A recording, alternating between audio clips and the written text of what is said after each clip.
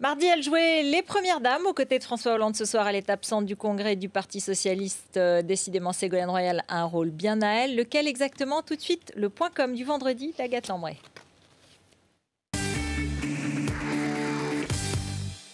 L'image est déroutante. François Hollande et son ancienne compagne, mère de ses 4 enfants, accueillent le roi et la reine d'Espagne sur le perron de l'Élysée.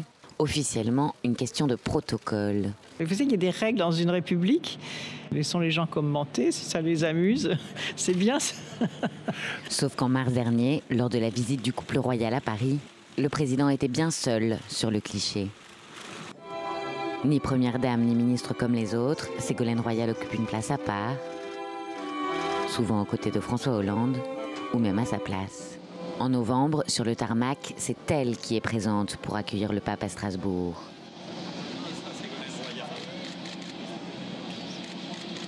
Après la tragédie des attentats de Paris, c'est encore elle que choisit le président pour se rendre à Jérusalem.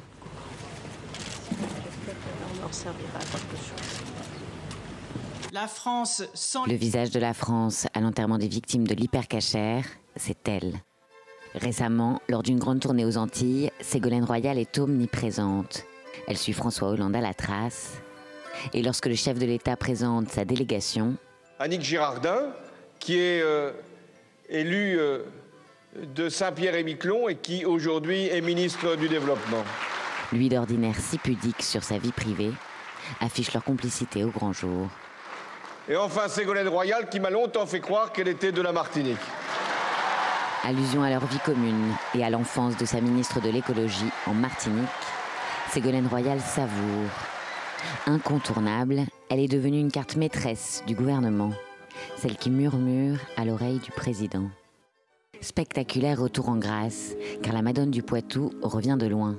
Après sa défaite à la présidentielle, elle enchaîne les revers, comme sa débâcle à la primaire socialiste de 2011. C'est beaucoup de choses données et beaucoup de déceptions pour tous ceux qui m'ont soutenu. C'est très dur.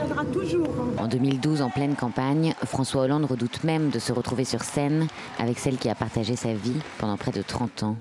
Mais peu à peu, elle a regagné le centre de la photo. Forte de son expérience, auréolée d'une popularité qui manque cruellement au président, sur le bateau vers 2017, François Hollande l'a bien compris, un atout royal.